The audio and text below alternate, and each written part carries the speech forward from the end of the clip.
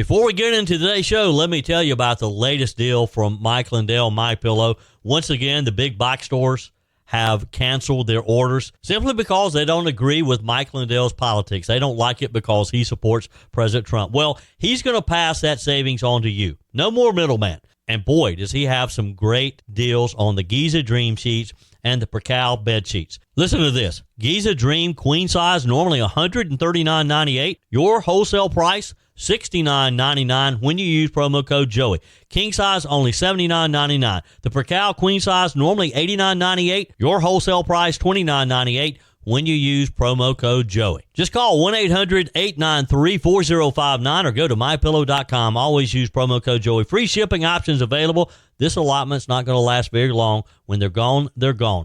MyPillow.com, promo code Joey. Thanks for joining me in the PhD Weight Loss and Nutrition Studios. To lose weight for the last time, visit myphdweightloss.com. Welcome into the show today. Here's what we're going to be covering. Charlie Kirk's alleged assassin wrote his transgender lover a text in which he admitted to the murder and seemed to confess to the crime in an online chat also before surrendering to law enforcement. The accused shooter was charged formally yesterday.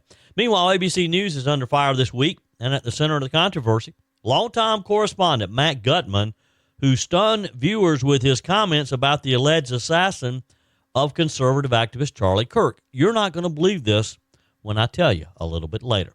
Things got heated on the Hill yesterday. FBI Director Patel sparred with Senator Adam Schiff, escalating to the point where Patel labeled Schiff a political buffoon. We can't argue with that.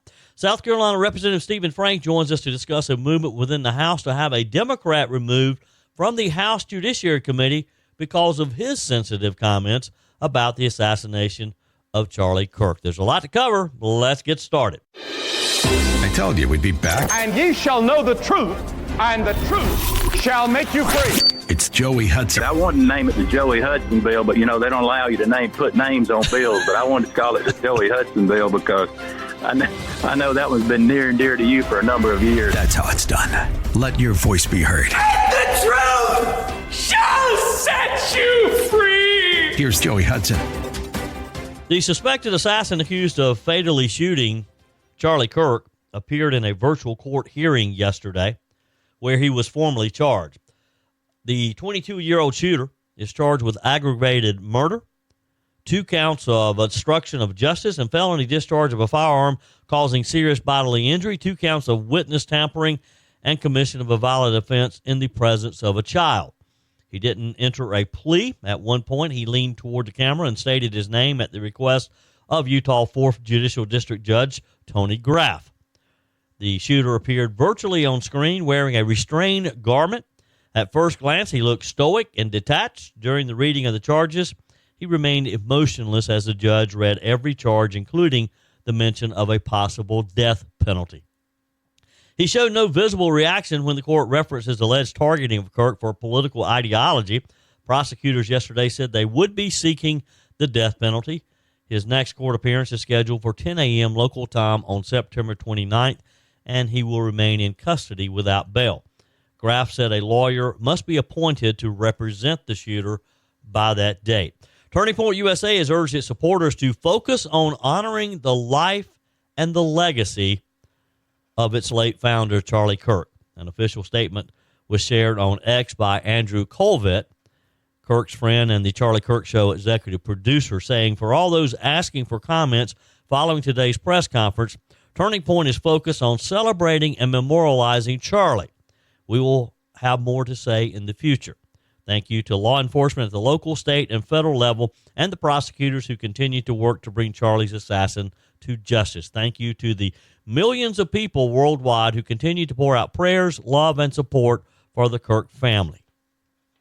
Of course, there will be a memorial service this Sunday in Phoenix, Arizona. So the alleged shooter's roommate, who has been identified as Lance Twiggs, a biological male that identified as transgender, who was in a romantic relationship with the shooter, alleged shooter, provided evidence, including a series of text messages from the shooter on September the 10th, the day of the attack. Prosecutors say that Twiggs received a text message which said, "Drop what you're doing. Look under my keyboard." Twiggs looked under the keyboard and found a note that stated, "I had the opportunity to take out Charlie Kirk, and I'm going to take it." Police found a photograph of the note. Prosecutors say the following text exchange then took place.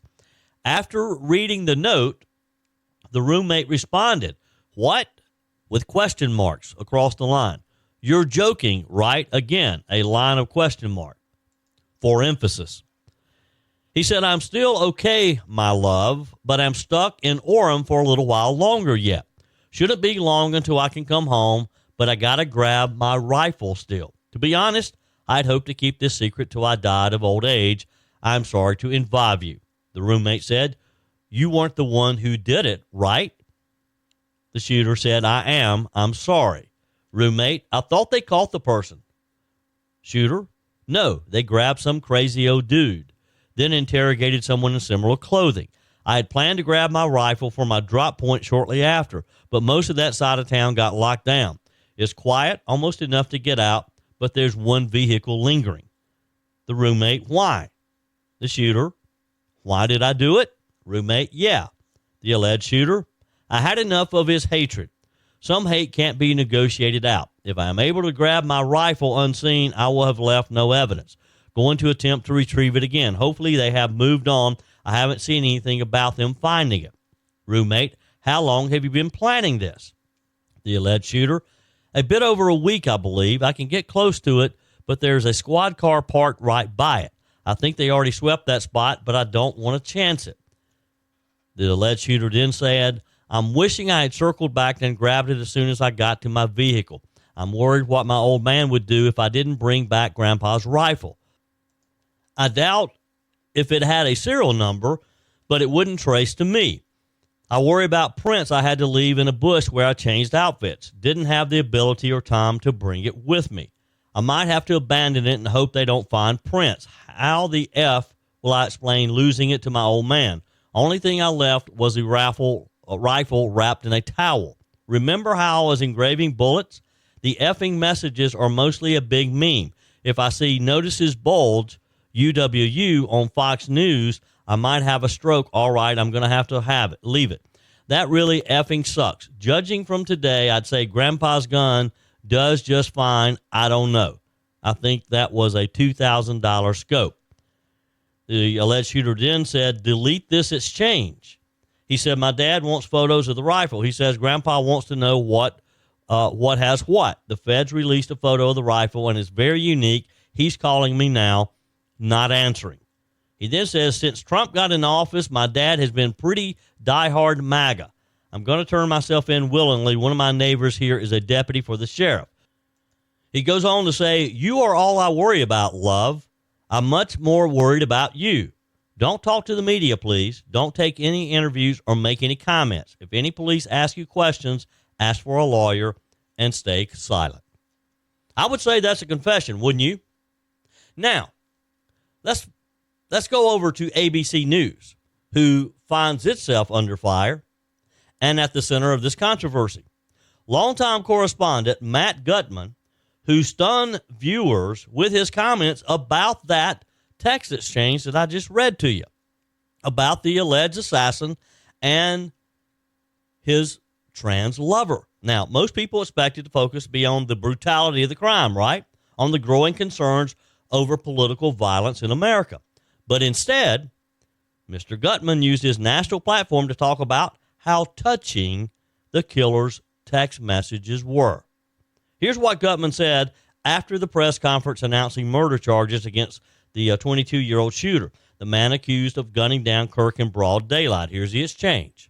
And then those text messages, and I don't think I've ever experienced a press conference in which we've read text messages that are so fulsome, so robust, so apparently, allegedly self-incriminating, and yet on the other hand, so touching, right? With the suspect reaching out to his roommate, who is allegedly his boyfriend, who we understand identified as male at birth, now identifies as female.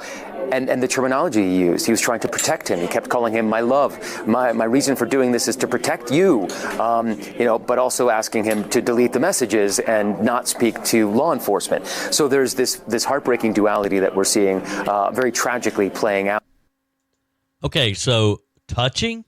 He says that these text messages are touching, and he called it a heartbreaking duality, and went on to say the suspect was both violent and so loving in his messages.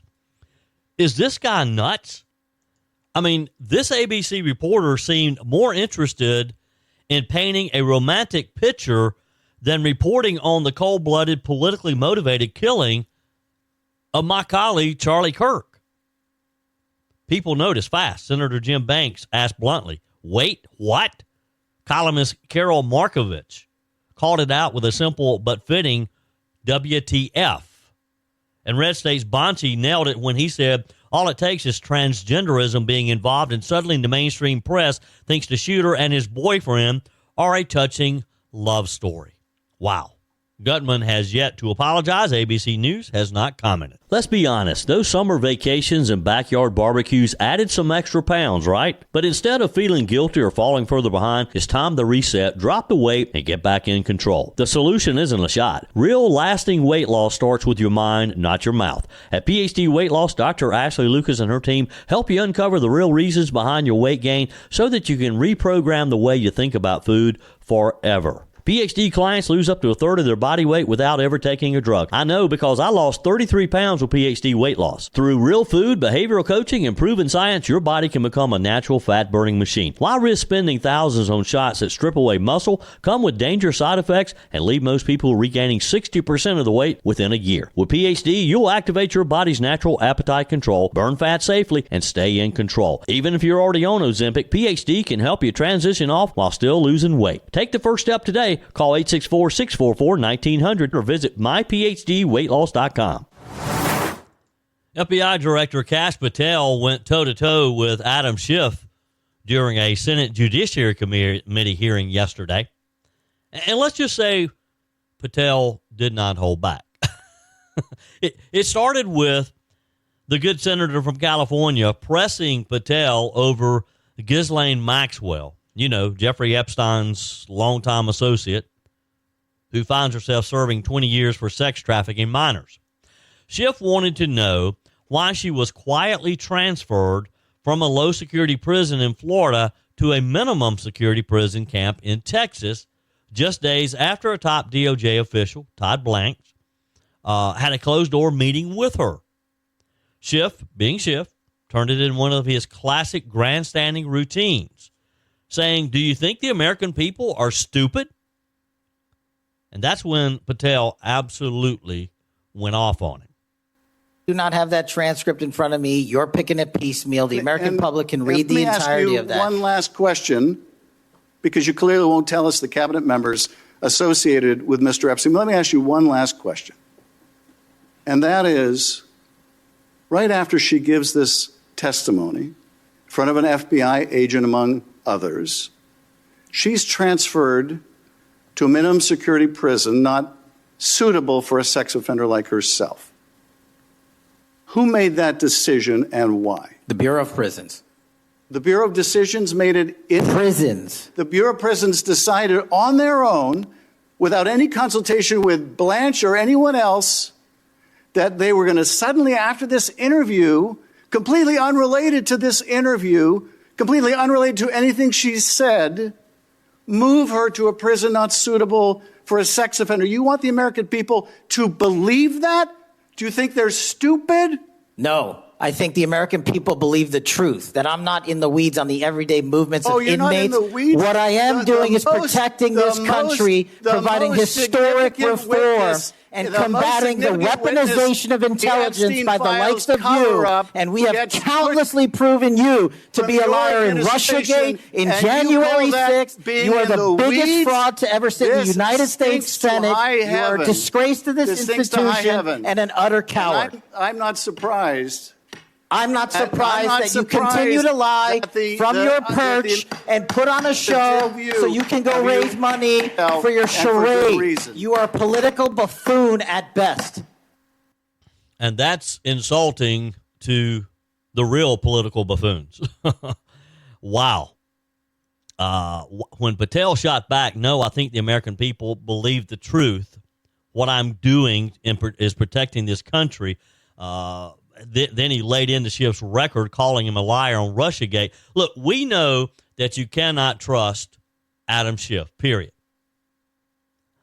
Patel was right about everything he said. Political buffoon is an accurate description of Shifty Schiff. Because Adam Schiff has made a career out of leaking, out of lying, out of chasing phantoms. Remember this. He's the same guy who spent years claiming he had secret evidence that Donald Trump was a Russian agent. It never existed. It was all smoke, mirrors, and cable news hits. And now here he is lecturing Kash Patel on credibility. Give me a break. Now, Schiff tried to play it off, mumbling, I'm not surprised. Patel didn't let up. He fired back. You continue to lie from your perch. That's very true. Honestly, that might be the most accurate description of Adam Schiff we've heard ever. Now, let's get to the heart of this matter, though, because behind all the political theater, there's a very real, very serious question here. There's still a lot of questions surrounding this whole affair of Jeffrey Epstein. And quite honestly, I don't know who to believe at times. The Democrats claim they want to get to the truth. The Democrats claim they want to release all the information. But it's a little suspect coming from the Democrats, right? I mean, it is a valid question of why Ghislaine Maxwell, convicted of sex trafficking children, was moved to a minimum security prison camp when Bureau of Prisons policy says offenders like her should remain in at least low security custody. That's a valid question, I guess. And why did that move happen just after a meeting with a deputy attorney general? And right as the DOJ and FBI announced that they would not be releasing any new documents from the Epstein case. Remember, these are the same agencies that have been promising full transparency on Epstein. Eventually, we got to get there. They told us they'd follow the evidence wherever it led. We have to trust them that they do under the Trump administration. We know that the Biden administration DOJ was a different story. And then they quietly declared the investigation closed, which caught us all by surprise. They said they'd found no new people who could be charged. No client list, no accountability, just silence. And then we have this sweetheart transfer for one of the people who probably knows everything. So there are some questions that need to be answered. I trust, for now, Kash Patel to get to those answers, though. And here's the thing. The American people are not stupid. He's right there. They suspect a cover-up because if anyone else trafficked underage girls, they wouldn't be lounging in a prison camp in Bryan, Texas. They'd be locked down and forgotten. But Ghislaine Maxwell gets special treatment. If she's going to get special treatment, I hope that means she's going to be providing some additional information. Again, I'm willing to give it time. But I expect to have some answers, don't you? Meanwhile, the DOJ tells us that they somehow never managed to track down Epstein's network. No powerful names, no big arrests, nothing to see here. Move along. They dumped, 30,000 plus documents. Honestly, I haven't had time to read them. Have you? I'm assuming that somebody is going through those, though, and we eventually are going to have a summary of what's in there. But frankly, that's been, a week and a half? I would have thought that we would have had something by now, if it's in there. So frankly, Patel's outburst, I would say, are overdue, coming from the fact that Adam Schiff was the one with the accusations. Somebody finally said to Adam Schiff's face what so many Americans are thinking, what you and I have been thinking, that our justice system has been weaponized. Somebody finally said to Adam Schiff that people like Schiff help make it this way. And that while they posture about protecting democracy, they cover for the powerful and silence anyone who gets close to the truth. So good for Kash Patel. It's about time someone called out this circus for what it is. But again, I want Kash Patel to get us some answers, to dig into the material, to tell us the truth. And again, I trust him to do so. Because the real story here isn't just the feud between Kash Patel and Adam Schiff. It's that Epstein's network appears to once again have been protected. Now, again, there's been so many twists and turns to this whole story. Maybe the truth is there wasn't a list. Maybe the truth is there wasn't a Jeffrey Epstein folder that listed all these powerful, wealthy individuals who had been involved in his network. I don't know. And because of all the twists and turns that we have been faced with, we may never really trust that we know the truth, right? We may never really trust that what the final outcome is the real truth. But again, I'm going to give Kash Patel, I'm going to give the Trump Department of Justice time to work that out, and we'll see where that leads. You know, President Donald Trump is in the middle of his second UK visit. It commenced last night, and we're already getting a taste of the protests expected by the globalists and the leftist groups. Last night, President Trump, First Lady Melania, were privately entertained by King Charles and Queen Camilla at Windsor. The naysayers have made their presence felt. Reports arise that 4 people have been arrested after pictures of President Trump and convicted pedophile Jeffrey Epstein were projected onto the side of Windsor Castle's walls. The Independent reported several pictures of the U.S. president and the disgraced financier were projected onto the side of the royal residence as he landed in the UK for his state visit. Other images were also displayed on the side of the castle, including Trump's mugshot from when he was indicted in 2023 on charges of plotting to overturn the results of the 2020 presidential election in the state of Georgia. Political campaign group led by donkeys shared an image of the stunt to Instagram with the caption, "Hey Donald, welcome to Windsor Capitol." Thames Valley Police stated that the 4 people were arrested for suspicion of malicious communication.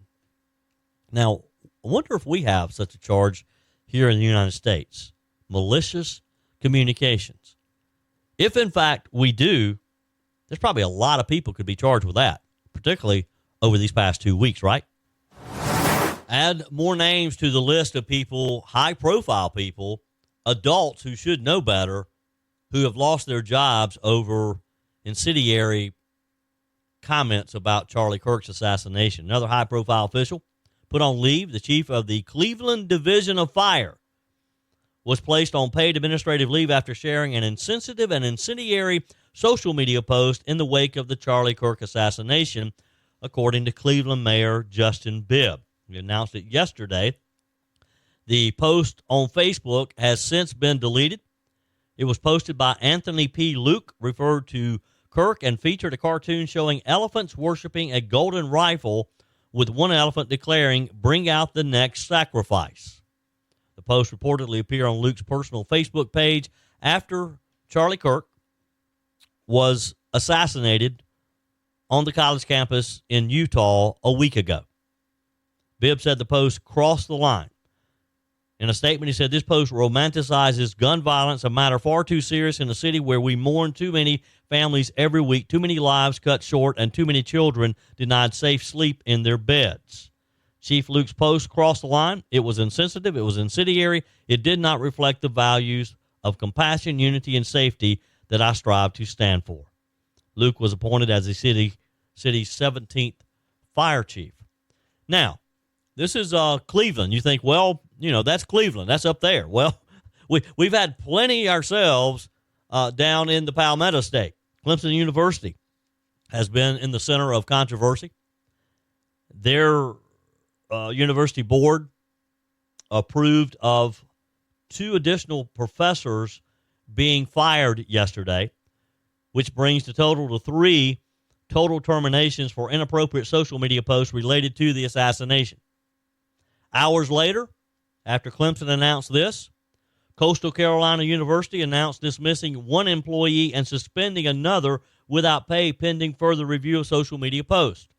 In the college's statement, they said CCU is committed to upholding our institutional values as we continue to pursue our core mission of supporting student success with the highest standards of integrity and accountability.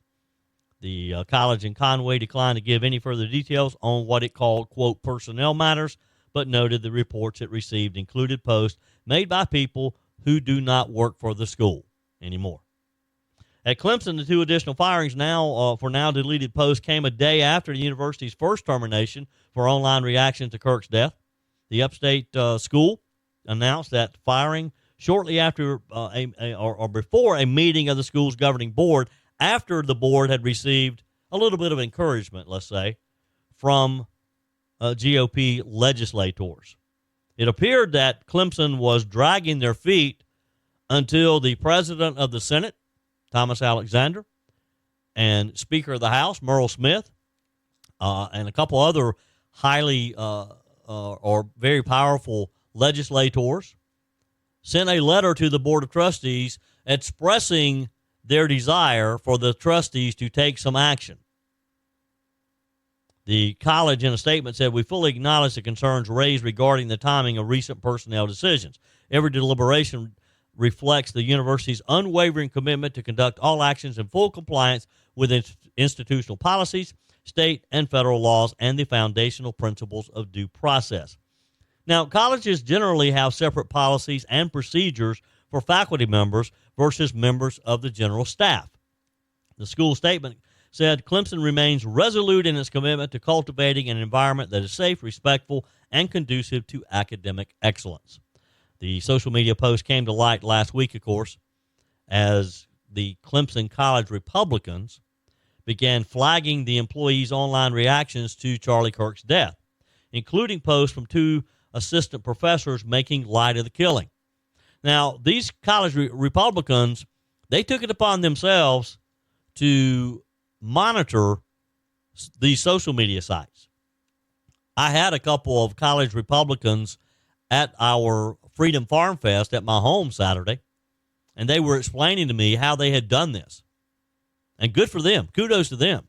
I mean, think about that. It takes the students to monitor the faculty, the adults. Now, on another upstate campus, a part-time instructor was pulled from teaching duties following a vulgar online post. An adjunct professor at the University of South Carolina Union made an insulting comment about a Republican state legislator, Lawrence Representative Luke Rankin, who we had on the show on Monday, who is seeking to name a road in Lawrence County after Charlie Kirk. He explained that to us on Monday. USC Union, the spokesperson, Jeff Stensland, said in a statement, the instructor showed a serious lack of professional judgment and has expressed remorse. USC Union is committed to maintaining the highest standards of professionalism in all interactions. It's a standard response. I think they all have written this and they've shared it with one another. What is wrong with these people? I mean, truly. And this is just the Palmetto State. Texas Republican Governor Greg Abbott yesterday, along with the Texas Education Agency, known as TEA, they announced that more than 100 educators are under investigation in Texas and could face suspension of their teaching certificates for social media posts, again, related to the assassination of Charlie Kirk. These are supposed to be leaders. These are the people who are teaching our children, and they're losing their jobs because of these senseless comments. I mean, this is the kind of stuff that you would think that the students would be doing, that maybe some of these college Republicans might be doing, or the college Democrats. But no, these are the adults in the room. The Texas Education Association said that it is reviewing at least 180 complaints alleging that teachers posted comments online that celebrated Charlie Kirk's death or called for additional violence. They said if investigators determine those posts violate the state's educator code of ethics, the teachers could lose their certification and be barred from working in public schools. They should be. They should never have a job teaching again. Now, I'm all about grace. We have to forgive people. They can go find something else to do, though. Doesn't mean just because they say they're sorry, which I hope they do, but they're just going to have to find another type of job. They can go work in Walmart or someplace else. I don't know that Walmart would hire them, though. Governor Abbott said in a statement he condemned the educators' actions as abhorrent and said Texas would not tolerate teachers who use their platforms to incite violence. He directed the Texas Education Association to ensure swift investigation and disciplinary action. Abbott emphasized teachers who glorify violence have no place in our schools, and he is so right. There is no place for any teacher who celebrates violence, who encourages violence. The Texas Education Association Commissioner Mike Morath released a statement as well, saying that educators are held to a higher standard of professionalism and that there's a difference between comments made in poor taste and those that call for and incite further violence. We'll see. Your comments are welcome on the Furman Ford text line, 864-477-JOEY. That's 864-477-5639. Emails always welcome, joey@joeyhudson.com. Speaking of the Furman Ford text line, it's never been more important to support locally run businesses owned by people who actually live here in the upstate. Let me take a minute to talk with you about our friends at Furman Ford. If you're looking for a new vehicle, maybe a great pre-owned vehicle, one you can trust, or maybe you're looking to order that special vehicle. Either way, if you want a new one, a brand new one, or a pre-owned that you can trust, the folks at Furman Ford, they're there to help you. Their name is on the sign because their name is on the line, because every single transaction is important to them. Jim Furman, Matthew Furman. They do business the right way. When you stop by, when you give them a call, or maybe when you just send them a quick email, you're always going to have access to a member of the Furman Ford family. And by the way, they also offer great service, and you're not going to have to wait weeks and weeks to get it done. And you do not have had to purchase your vehicle at Furman Ford. Doesn't even have to be a Ford. They service all makes and models. Visit my friends at Furman Ford online at furmanford.com, furmanford.com.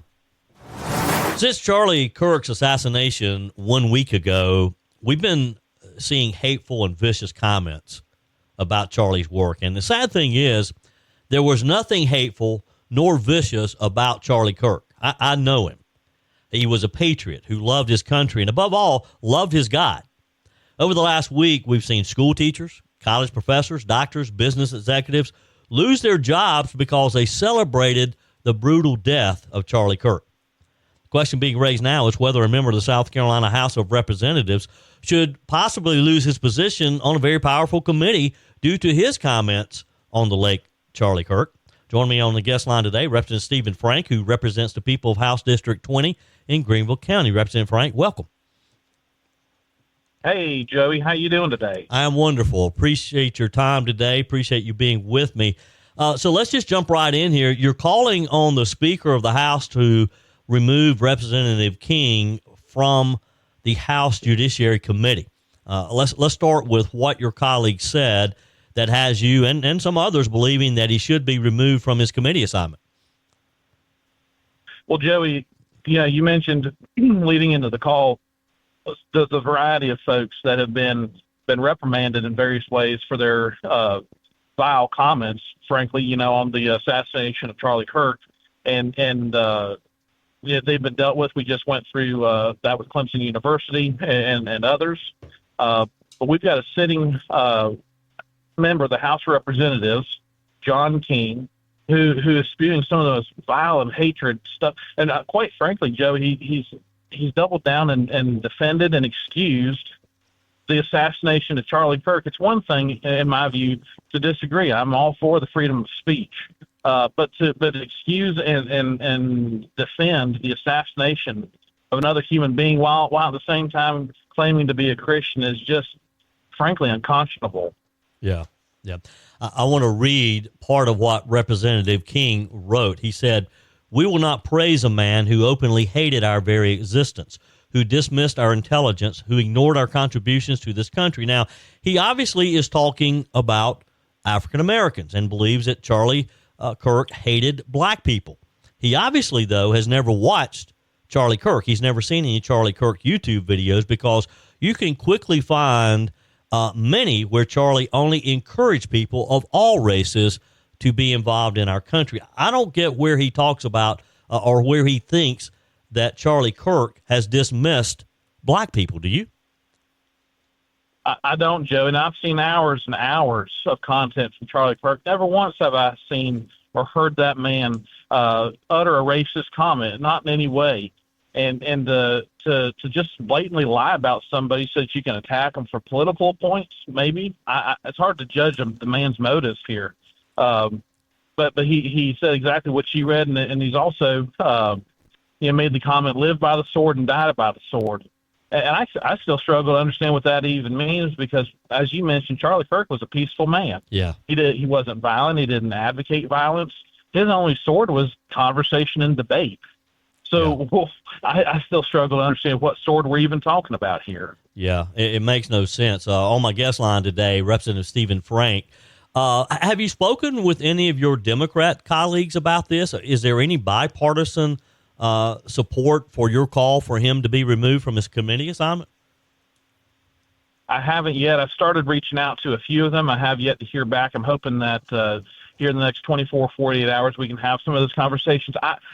I just can't believe that any of them would condone this. I know quite a number of them, and even though we might disagree sometimes vehemently over policy and issues, I just can't imagine any of them supporting or condoning the words by coming from their Democratic colleagues. So I'm hoping that they take this seriously, along with my other Republican representatives.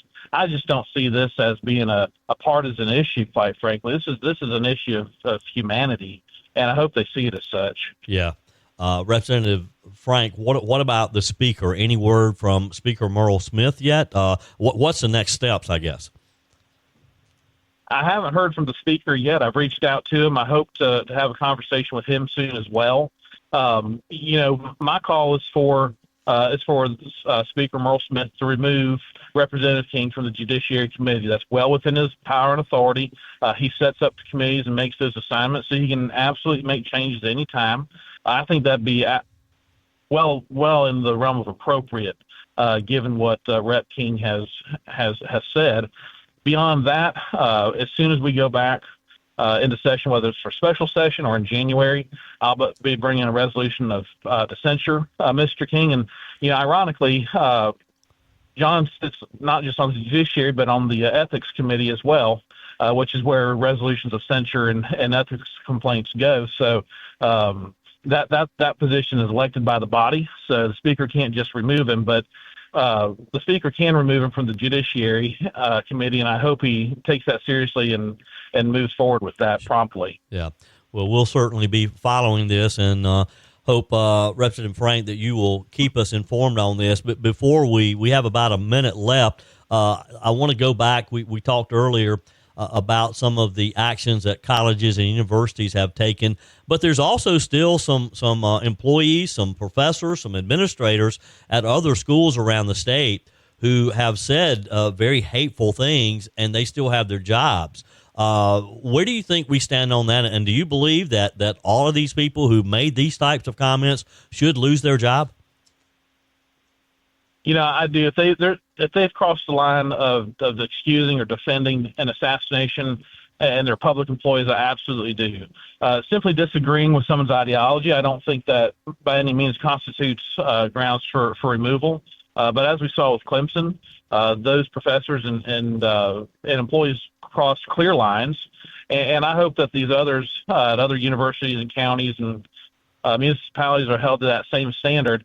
It's getting tiresome, quite frankly, having to fight all of these, and I hope others will continue to shed light when they see various posts on social media or hear communication from these folks, so they be dealt with. And I hope representatives and other officials, locally to these offenders would speak up and take action like the rest of us have. Yeah, I agree. You know, I hate to see anyone lose their job, but look, you have a responsibility, and we do not need people making these vicious comments, teaching our kids. And, you know, quite frankly, it's just disappointing to me that it took pressure from the legislator or some of you guys for some of these schools to take this action, because I'm convinced they probably would not have had there not been such a public outcry against this. But I'm glad they finally did the right thing. Representative Stephen Frank, it's always a pleasure. Appreciate your time today. Hey, and we'll look forward to an update on this as soon as you hear back from the speaker and what action may be taken.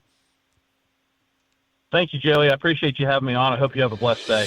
That's it for today's edition of Just the Truth. Thanks for joining me in the PhD Weight Loss Studios. To lose weight for the last time, visit myphdweightloss.com. If you haven't joined my mailing list yet, visit my website, joeyhudson.com. Click on the Connect with Joey button so that you can receive our emails and the most up-to-date news. Also, join me on my YouTube channel. Be sure and like, comment, and subscribe. Just search for Joey Hudson. As always, thanks for spending a few minutes of your day with me. Do me a favor and forward this episode to a few friends. Just click on the share button and send to your contacts. We need to build an army of conservatives to win our country back, and we can do that by continuing to share the truth with our friends and family. Keep those comments coming via the Furman Ford text line 864-477-JOEY. Email to joey@joeyhudson.com, and I love your messages on the MyPillow message line. Again, that's 864-477-JOEY, 864-477-5639. Be sure and take advantage of the MyPillow special, just $14.88 on the standard MyPillows when you use promo code Joey. Order online at mypillow.com or call 800-893-4053. We're back again tomorrow and hope you'll plan to join us. Until then, remember, God's got this. He's still in control.